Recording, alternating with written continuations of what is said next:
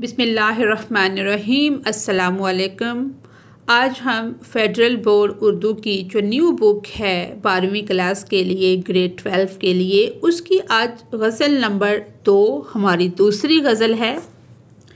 आज की इस वीडियो में हम इसकी मुकम्मल तशरीह करेंगे, इसके मानी व मफ़हूम को समझते हुए और फ़नी और शेरी मुहासन को समझते हुए इंशाअल्लाह। गज़ल नंबर 2 है। इस गज़ल को लिखा है मिर्ज़ा असदुल्ला ख़ान गालिब ने।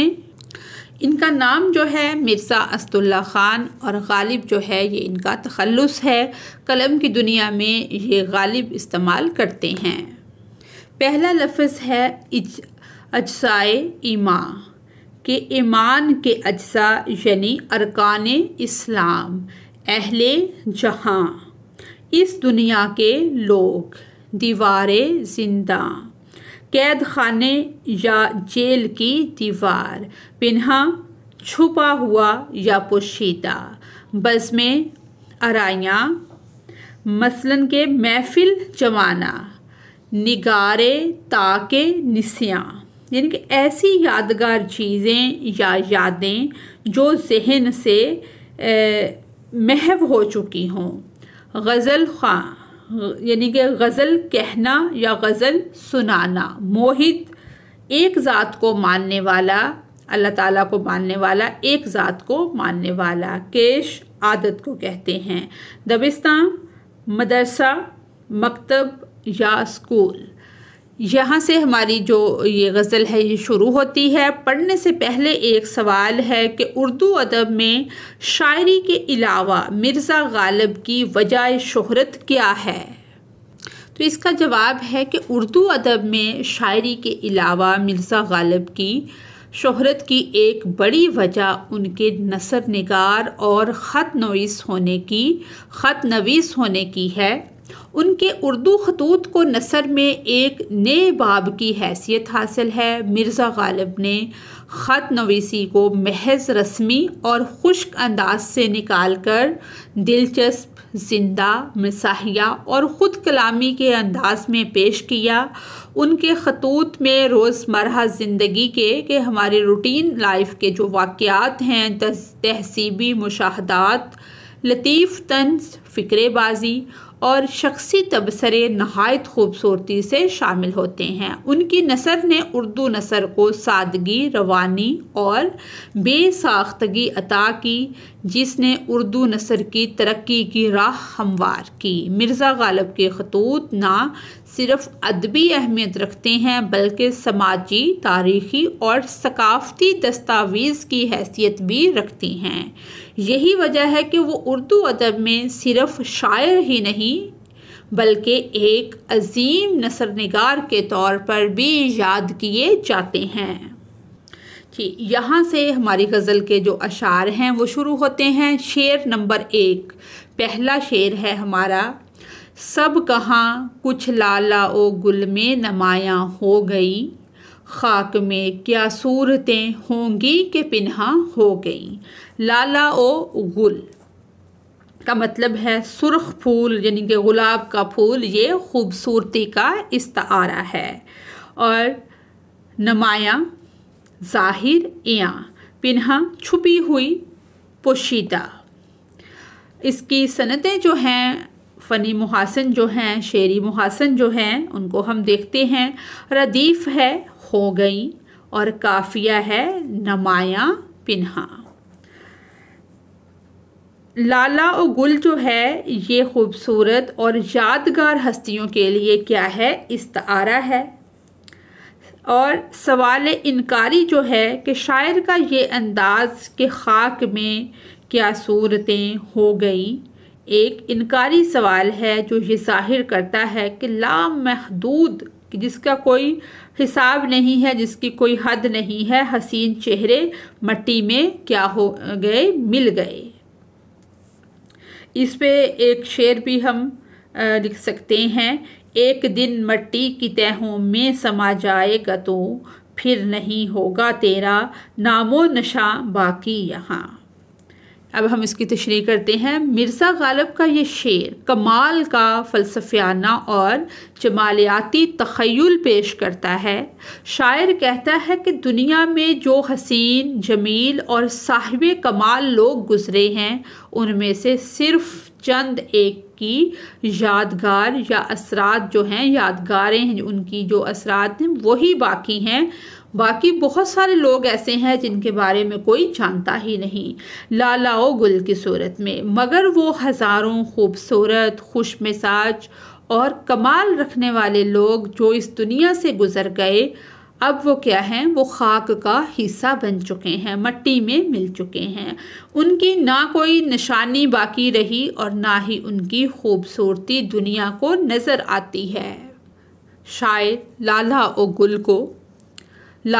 गुल को उन चेहरों, शख्सियात या यादगारों से तशबीह देता है जो वक्त की खाक छानने के बाद भी बाकी रह गए और आज भी नुमायां हैं। मगर सब कहा कह के वो इस दुख का इजहार करता है कि हज़ारों खूबसूरत चेहरे, नेक सीरत लोग और बाकमाल इंसान मट्टी में दफन हो गए और इनका नामो निशान तक बाकी ना रहा। दूसरे मिसरे में शायर नहायत लतीफ़ अंदाज में सवाल करता है कि आखिर वो कितनी खूबसूरत सूरतें होंगी जो खाक में छुप गईं, यानी उनका हुस्न, उनकी खूबी, उनकी शख्सियत, सब कुछ क्या हुआ, वक्त की गर्द में गुम हो चुकी हैं। ये शेर यानी कि फ़ानी दुनिया की जो हकीकत है उसको बयान करता है कि ये शेर फ़ानी दुनिया, वक्त के जुल्म और हुस्न की नापायदारी, हुस्न क्या है, ये एक नापायदार चीज़ है, का एक अमीक इस्तारा है। गालिब यहाँ ना सिर्फ हुस्न फितरत की बात करते हैं बल्कि इंसानी ज़िंदगी के फ़लसफ़े और फ़ना पजीरी का नोहा भी बयान करते हैं कि इंसान क्या है। जैसे हर नफ्स ने मौत का मज़ा चखना है, कुल्लु नफ्सन ज़ाइक़तुल मौत, कि जो भी बना है उसने मिटना है। इंसान क्या है, फ़ना होने वाली चीज़ है, मिटने वाली चीज़ है, ख़त्म होने वाली चीज़ है। दुनिया की मिसाल भी ऐसी है कि आखिरकार पूरी दुनिया जो है ये ख़त्म हो जाएगी। इन अशार में वक्त की बेरहमी, तारीख़ की फरामोशी और ख़ाक में मिल जाने वालों की असमत का लतीफ़ मगर पुरअसर इजहार मौजूद है। ये गमगीन शेर कारी को माजी की वुसअतों में ले जाता है और हमें याद दिलाता है कि हर चमकदार वजूद आखिरकार मट्टी हो जाता है, कि हर चीज़ ने फ़ना हो जाना है। शेर नंबर 2 दूसरा शेर है। याद थी हमको भी रंगारंग बज़्में आराइयाँ, लेकिन अब नक्शो निगारे ताके नस्याँ हो गई। मतलब कि रंगा रंग, मुख्तलिफ़ किस्म के कई रंगों के बज़्में आराइयाँ यानी कि महफ़िलें, रौनकें और नक्शो निगार, खूबसूरत तस्वीरें या सजावट, ताके नस्याँ यानी कि भूली हुई चीज़ें या वो चीज़ें जो महव हो गई। ये हमने शुरू में भी इसका मीनिंग पढ़ा है। और इसमें काफिया क्या है, निसा, और रदीफ़ जो है वो हो गई। हमारी पूरी गज़ल में हो गई ही रिपीट होगा। अब हम इसकी तशरीह करते हैं। इस शेर में मिर्ज़ा गालिब ने माजी की खुशगवार यादों और मौजूदा अफसरदगी के जो अफसरदगी है, खुशगवार यादें जो उसके माजी का हिस्सा बन चुकी हैं, उनका गहरा तकाबुल पेश किया है। और इसमें जो सनतें हैं, मसलन के सनते तकरार है कि शेर में सनते तकरार का जो अगर हम सनते तकरार को देखें तो बराह रास्त जो है इसका इस्तेमाल नहीं हुआ। और अगर हम सनते मुबालगा की बात करें तो इस शेर में किसी ख़ास मुबालगे का इस्तेमाल भी नहीं किया गया, बल्कि शायर ने अपनी यादों की कैफियत को बयान किया है। तो इसी वजह से मैंने तशरीह इसकी शुरू कर दी थी, लेकिन फिर भी मैंने एक्सप्लेन कर दिया कि इसमें सनते तकरार या सनते मुबालगा जो है वो ये है। वो बज़्में आराइयाँ यानी खुशियों भरी महफ़िलों, मोहब्बत भरे लम्हात और रंगारंग तकरीबात की बात करते हैं जो कभी उनकी ज़िंदगी का हिस्सा थीं। शायर कहता है कि वो दिन भी थे जब हम खुद इन बज़म आराइयों का मरकज़ थे कि खुद हम महफ़िलें जमाते थे जहाँ हंसी, खुशी, मोहब्बत और ताल्लुकात का राज था। हम महफ़िलों में शरीक होते, मुस्कुराते, बातें करते और ज़िंदगी के रंगों से लुत्फ़ अंदोज़ होते। लेकिन वो वक्त जो था वो गुज़र चुका है, वो वक्त बीत चुका है। वक्त के साथ वो तमाम हसीन यादें और खुशगवार लम्हात ज़हन से महव हो गए। शायर हसरत से कहता है, हसरत मसलन के किसी अच्छे लम्हे को याद करना, दूसरे वाला हसरत नहीं। हसरत से कहता है कि अब उन सब की ना सिर्फ हकीकत मिट चुकी है बल्कि उनकी याद भी इतनी धुंधला चुकी है कि गोया वो ताके निस्यां यानी कि भूल जाने की जगह की जीनत बन चुकी हैं। ताकि निस्यां वो अलामती मुकाम है जहाँ फरामोश शुदा चीज़ें रख दी जाती हैं, यानी वो महफ़िलें अब सिर्फ भूले बसरे नकूश की मानंद रह गई हैं जिनका कोई असर दिल पर बाकी नहीं रहा। ये शेर सिर्फ शायर के ज़ाती दुख का इजहार नहीं बल्कि इंसानी ज़िंदगी के बदलते हुए हालात, वक्त की बेरहमी और यादों की नापायदारी की अलामत भी है। गालिब इस शेर के ज़रिए एक अमूमी इंसानी एहसास को बयान करते हैं कि वो लम्हे जो कभी बहुत अजीज़ थे वक्त के साथ महज धुंधले ख्वाब बन जाते हैं। ये शेर ना सिर्फ जुदाई और तन्हाई का दुख लिए हुए है बल्कि इंसान की बेबसी, वक्त की तेज़ी और ज़िंदगी की नापायदारी का अक्स भी पेश करता है। शेर नंबर 3, तीसरा शेर है, कैद में याकूब ने ली गोना यूसुफ की खबर, लेकिन आँखें रोज़ाने दीवारें जिंदा हो गईं। आँखें रोज़ने दीवारें जिंदा हो गई। कैद का मतलब है बंद होना और याकूब हज़रत याकूब अलैहिस्सलाम, गोना यानी कि तरीका, अंदाज, ढंग, ख़बर यानी कि इतला या हाल, आँखें दीदाए चश्म, रोज़न ये जो लफ्ज़ है रोज़न, रोज़ने यानी कि छोटा सुराख या रोशनी का रास्ता, दीवार कहते हैं पुख्ता बनावट को, और ज़िंदा यानी कि जेल खाना। जो इसमें सनतें या सनती मुहासन हैं या शायराना खूबियाँ जो हैं इस शेर के अंदर, रदीफ़ वही है, हो गई, बार बार पूरी इसमें आएगा, और काफ़िया जो है ज़िंदा, यानी कि इसमें तशबीह दी गई है आँखों को रोज़ने दीवारें जिंदा से। तशबीह दी गई है जिसमें आँखों के खुलने और बंद होने को कैद खाने की खिड़की से तशबीह दी गई है जो बाहर झांकती है या बाहर खुलती है। इस्तारा जो है कि हज़रत यूसुफ अलैहिस्सलाम के वजूद को ऐसे कोने या गोशे से इस्तारा दिया गया है जहाँ से उनकी खबर आई थी, और तलमी जो इसमें है कि हज़रत यूसुफ अलैहिस्सलाम और हज़रत याकूब अलैहिस्सलाम के वाक़े की तरफ इशारा है, और मुबालगा जो है कि शायर ने गम की शिद्दत को बढ़ा चढ़ा कर पेश किया है। अब हम इसकी तशरीह करते हैं। मिर्ज़ा गालिब का ये शेर उनके फ़िक्री और फ़नी कमाल की बेहतरीन मिसाल है।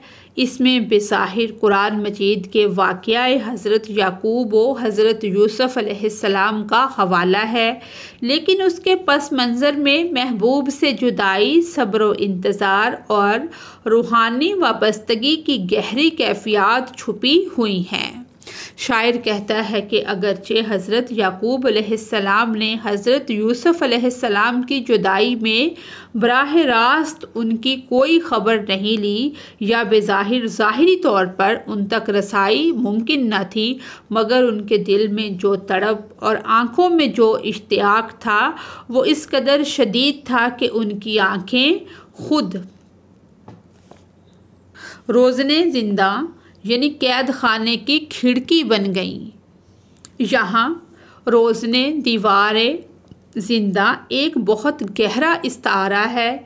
शायर आँखों को कैद खाने की खिड़की से तशबीह देता है, जहाँ से बाहर झांका तो जा सकता है मगर मुकम्मल आज़ादी हासिल नहीं होती। आँखें बिनाई खो चुकी थीं, सफ़ेद हो चुकी थी, जैसा कि कुरान में आया है, और उसकी आँखें गम अंधों से सफ़ेद हो गईं कि इतने ज़्यादा वो अपने बेटे की जुदाई में आंसू बहाते थे, गमगीन रहते थे कि उनकी आँखें जो हैं वो सफ़ेद हो गईं।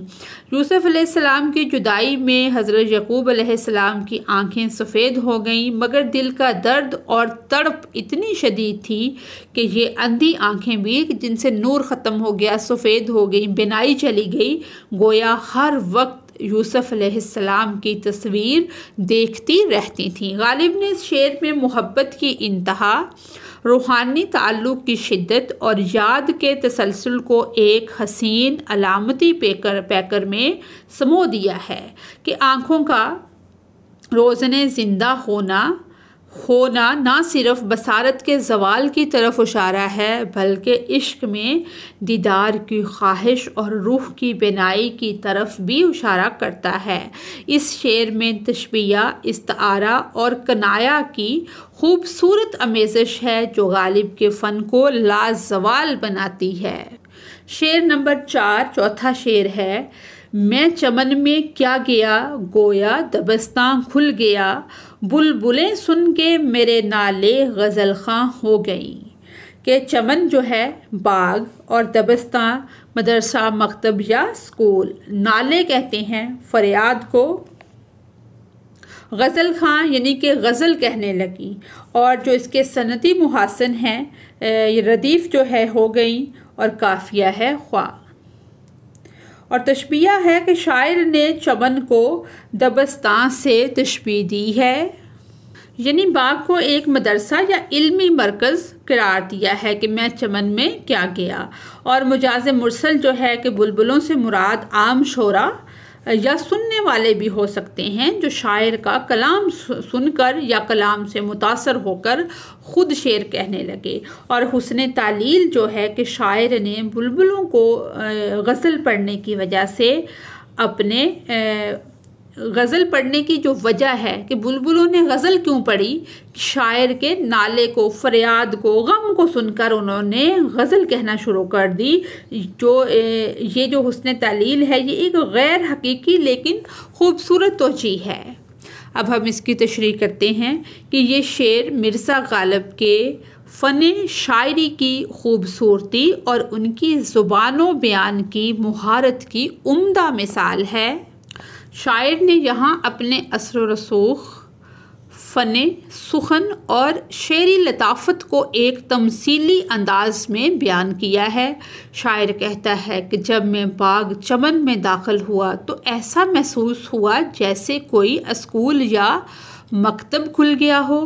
दबस्तां का मतलब है मदरसा या तलीमी अदारा, यानी शायर की मौजूदगी ने माहौल को इल्मी और अदबी रंग में ढाल दिया। ये तशबीह शायर के इल्म, फ़न और शख्सियत के वक़ार को ज़ाहिर करती है। बुलबुलें जो आमतौर पर खुशनवाई और नगमा ख्वानी के लिए मशहूर हैं, और बहुत सारे शायरों ने लफ्ज़ जो है बुलबुलें या बुलबुल का इस्तेमाल किया है। शायर के नाले यानी दर्द भरे अशार या आशिकाना फरियाद सुनकर गोया मुतहरक हो गई, और वो भी गज़ल ख़वानी में मसरूफ़ हो गई, वो भी गज़लें पढ़ने लग गईं या कहने लग गईं। जैसे शायर उस्ताद की मौजूदगी में सबक दोहराने लगते हैं, वैसे ही बुलबुलें भी शायर की मौजूदगी से मुतासिर होकर गाने लगीं। यहाँ शायर ने अपने नाले को यानी कि अपनी फ़रियाद को या अपने दुख को इल्मी और तरबियती अमल से ताबीर किया है। चमन को इल्म और अदब की महफ़िल बनाना, ख़ुद को उस्ताद और बुलबुलों को शागिर्द के रूप में पेश किया है। इस तमसील में शायर के कलाम की तासीर, उसके दर्द दिल की तरसील और कुदरती अनासर पर उसके असर का ज़िक्र नहायत खूबसूरती से किया गया है।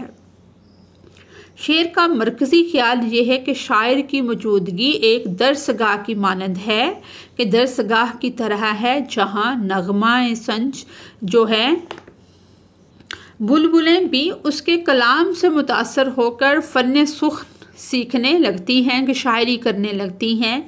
ये शायर की फ़नी असमत और अदबी माहौल पर उसके असर की अलामत है।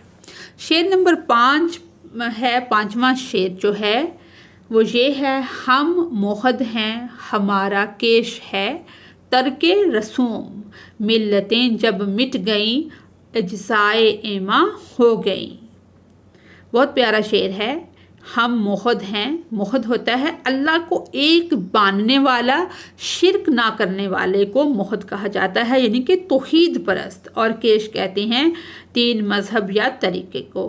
तरके रसूम, रस्म रवाज को तर्क करना या छोड़ देना। मिल्लतें कौमें मसाहब, अज्साए ईमान के हिस्से, ईमान की बुनियादें यानी कि अरकान इस्लाम जो हैं। फ़नी मुहासन जो हैं रदीफ़ हो गई और काफ़िया जो है इमा।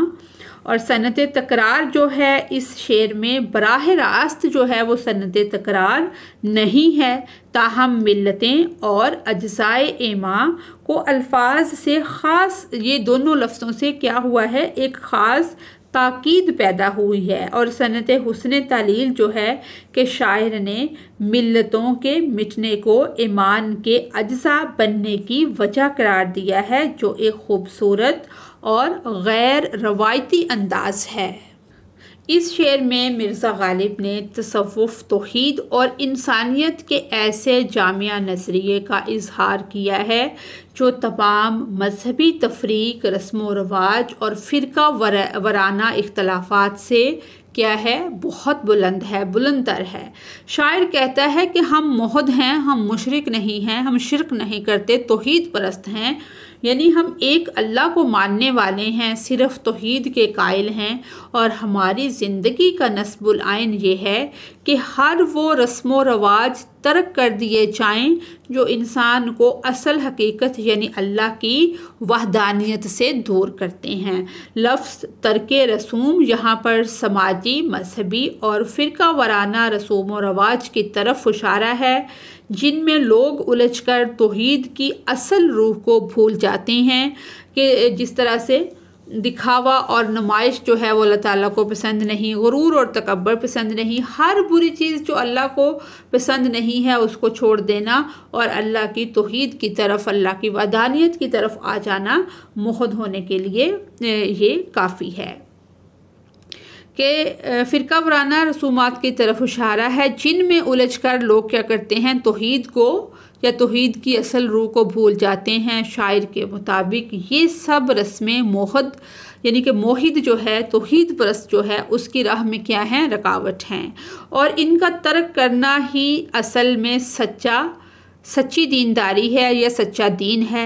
शेर के दूसरे मिसरे में शायर एक नहायत अमीक निक्ता बयान करता है कि मिल्लतें जब मिट गईं अज्साए ईमा हो गई, यानी जब दुनिया की मुख्तलिफ़ कौमें, मिल्लतें या मजहबी तफरीक मिट गई तब जाकर वो अज्साए ईमान के जो अज्जा हैं, ईमान का जो हिस्सा हैं या ईमान की जो बुनियाद हैं वो बन गई। इसका मतलब ये है कि इंसान जब तमाम तासुबात, कौम परस्ती और मजहबी मुनाफरत से बुलंद हो जाता है तब जाकर वो तौहीद के असल मुकाम को पा लेता है। ये शेर वहदत अदयान, इंसान दोस्ती और तौहीद खालिस के जज्बे को ज़ाहिर करता है। गालिब का ये नज़रिया रवादारी, कुशादा दिली और वसी अल मुशरबी पर मबनी है। वो इंसान को रसूम व रवाज के खोल से निकाल कर असल सच्चाई यानी वाहद खुदा की तरफ बुलाते हैं। ये नहीं कि हम सिर्फ़ रस्म व रवाजों में ही उलझे रहें बल्कि एक रब की, खुदा की इबादत करें, उसके बताए हुए अहकामात पर चलें। शेर नंबर 6, छठा शेर है, रंज से खुगर हो इंसान तो मिट जाता है रंज, मुश्किलें मुझ पर पड़ी इतनी कि आसान हो गई। रंज का मतलब है गम, दुख, खुगर यानी कि आदि, मानूस। और मिट जाना, कम हो जाना या आसान हो जाना। आसान का मतलब है आसान। और इसकी हम देखते हैं पहले फ़नी मुहासन को कि सनते तकरार जो है कि रंज का आना या बार बार आना, और सन्नते मुबालगा जो है कि मुश्किलें मुझ पर पड़ी इतनी कि आसान हो गई। ये मुबालगा है कि मुश्किलात की कसरत ने उन्हें आसान बना दिया या आसान कर दिया, जो कि दर हकीकत सब्र और बर्दाश्त की इंतहा को ज़ाहिर करता है।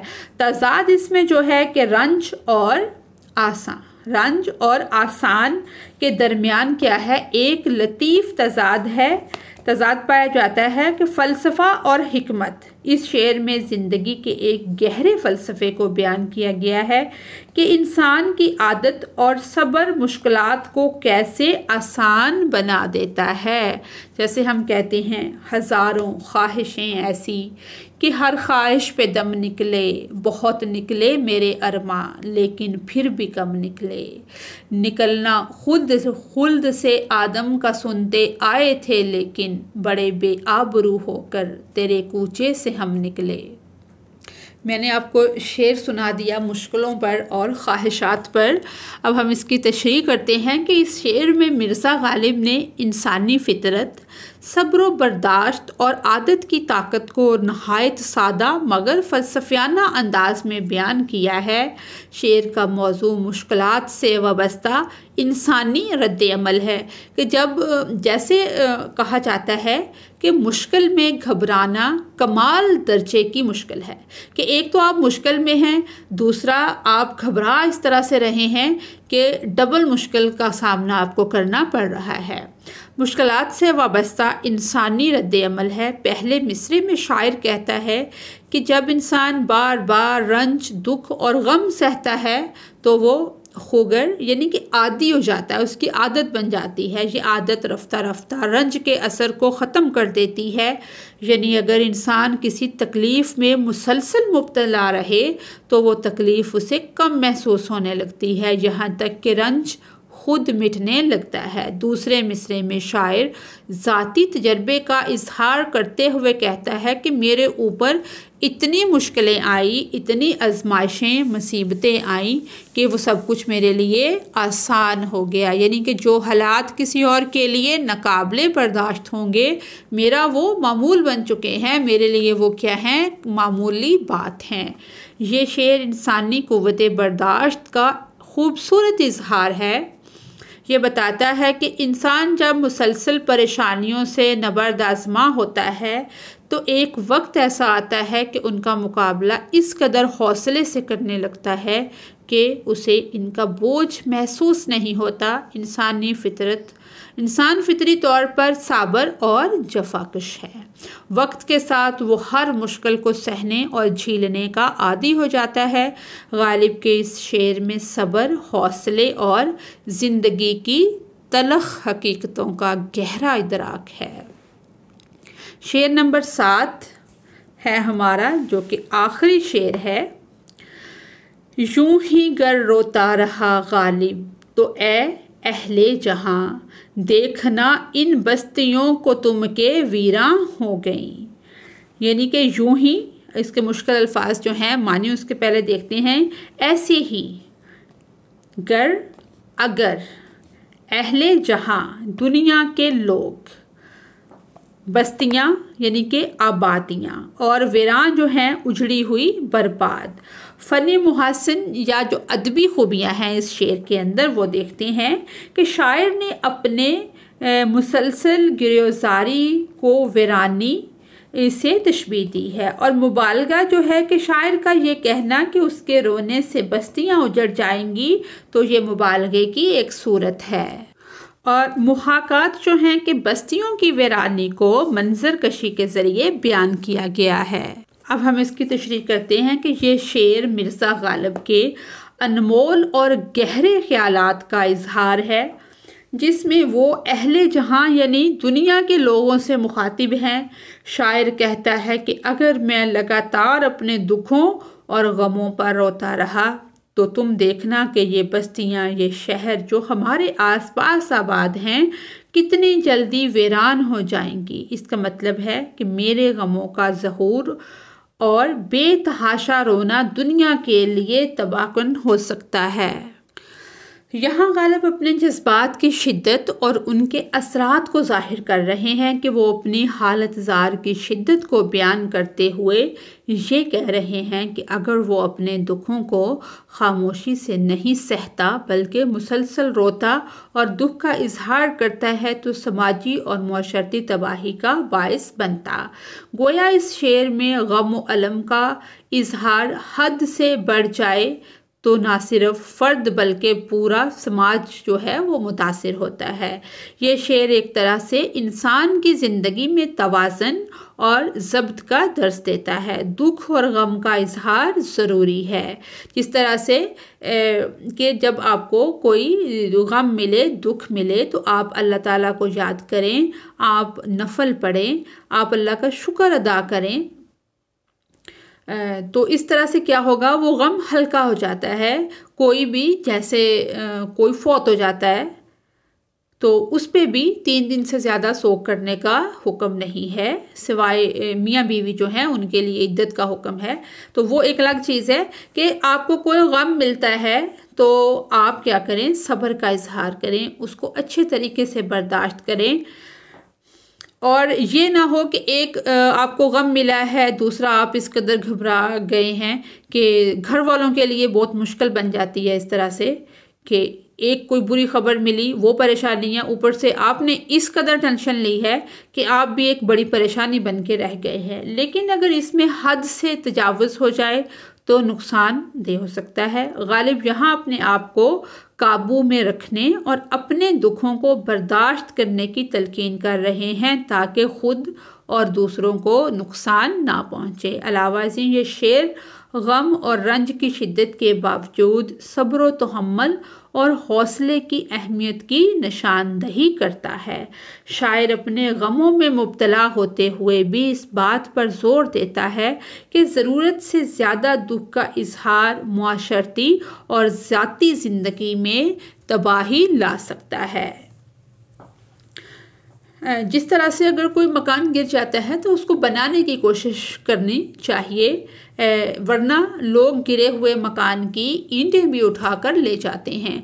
आप किसी के सामने अपने दुखों का इजहार ना करें, अपनी हर बात लोगों से शेयर ना करें, बल्कि ख़ुद भी हौसले में रहें अगर कोई परेशानी है या मुश्किल है, क्योंकि जो भी परेशानी होती है या मुश्किल होती है वो अल्लाह ताला की तरफ से होती है और अल्लाह ताला ही उसका कोई ना कोई बेहतर हल निकाल देते हैं। इसी के साथ ही हमारी आज की वीडियो मुकम्मल होती है। अगर आपको मेरी वीडियो से कोई रहनुमाई मिलती है तो मेरी वीडियो को लाइक और चैनल को सब्सक्राइब करें। Thanks for watching us.